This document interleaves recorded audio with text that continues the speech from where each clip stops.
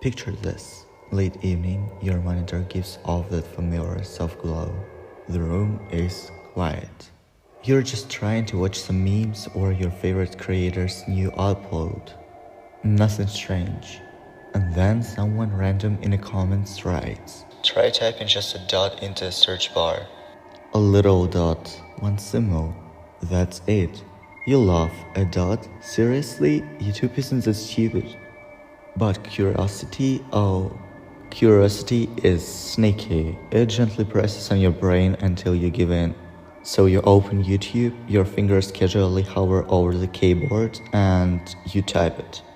For a split second, it looks like YouTube freezes, just for a moment. But then the page refreshes, and suddenly your recommendations look wrong. Not scared at first, just off, like the entire site quietly shifted into a different version of itself. Strange videos, stranger thumbnails, clips you swear shouldn't exist. A vibe that feels like you suddenly accessed a forgotten corner of YouTube's basement.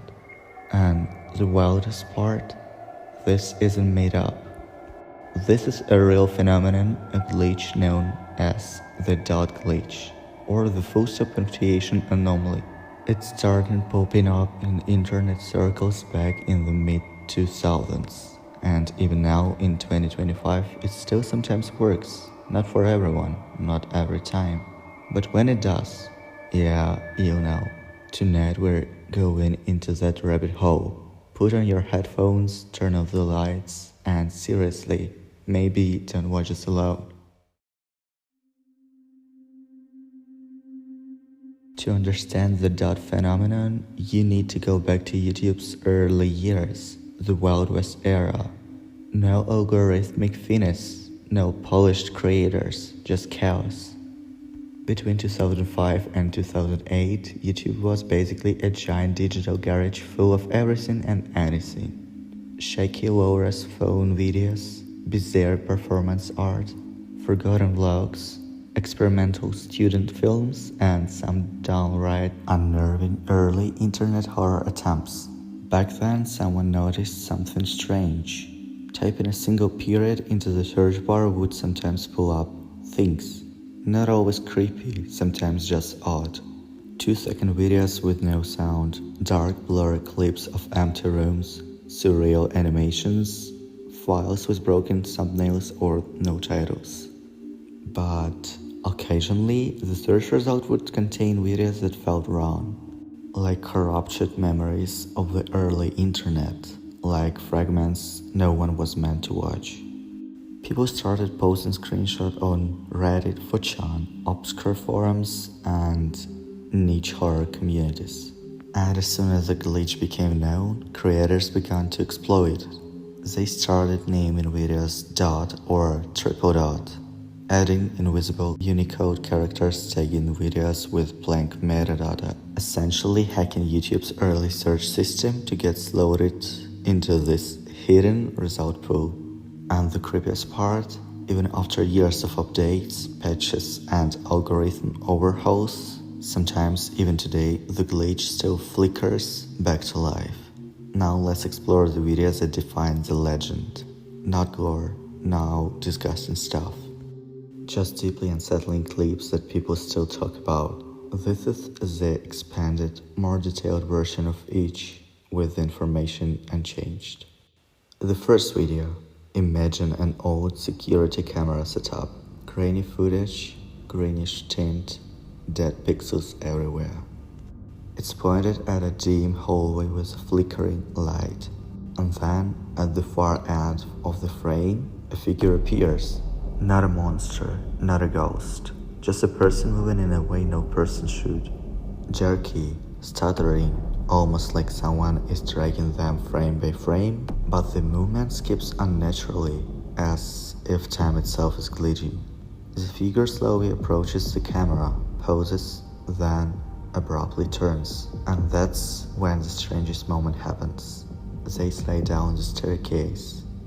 Not walk, not fall, slide, as if entire chunks of frames are missing. Then, out of nowhere, a loud, goofy meme sound jumps in, completely out of place. You laugh for a millisecond, then your stomach twists, because the more you watch, the clearer it becomes. The meme sound was probably added later by someone trying to cover something up. The original footage, it didn't feel like a joke at all. That's the essence of .glitch horror, not blood, not monsters, just the feeling that something is terribly off. The second video. It starts with a dim, warm-lit bedroom. A girl sleeps under a simple blanket. No music, no commentary, just the subtle hum of a nighttime room. Then a soft knock. She slowly wakes up, not startled, more like her instincts nudged her awake. She sits up, listens, then quietly steps toward the bedroom door. The camera, however, sees what she doesn't. In the far corner of the room, a masked figure. It wasn't there a moment ago, or maybe it was, and the camera just didn't register it. The girl stands by the door, listening.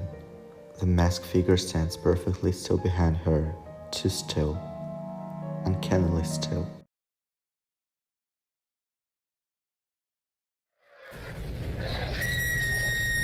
You feel the tension knotting in your chest because the shot doesn't cut, doesn't zoom, doesn't save you. It forces you to watch both of them at the same time, and then a scream, sharp, fast, cut off mid-sound like the final half-second of audio was deleted. People who analyze the clip frame by frame still argue about what happened in that missing audio fragment, and who filmed the video in the first place. The third one, take care, soft hand-drawn animation, pastel colors, calming music, and then suddenly appears this one, a triangular head, wide staring eyes, a body that looks like a cutout, a shape that doesn't blend properly with the gentle art style. At first it stands far in the distance, then it's closer, then even closer. Not by walking, just appearing inches forward every new frame. That's when the signature glitching starts. Small hitches, flickers, VHS-like distortion, like the file is being overwritten in real time. Then the creator leans in and whispers quietly but clearly, "Do you remember what day it is? When did you last go outside? When did you last see your friends?" The contrast between the calming vibe and the intrusive horror is what makes this video such a staple of the dot mythos. And the fourth video. The video is split into two unsettling clips. Part 1, the girl in the kitchen, black and white footage, heavy film grain, a high angle almost like an outrage camera. A girl suddenly collapses onto the floor, but her movements are wrong. Jerky, glitchy, as if her body is being controlled by missing frames. Her face is calm, too calm. She looks disconnected from whatever her body is doing. No scream, no panic, just unnerving motion. The second part, the man with the arms. A man stands with his back to the camera, completely still. And then more arms appear. Not growing, just blinking into existence as if new layers are being toggled on. Thousands of arms, each twitching at a slightly different rate.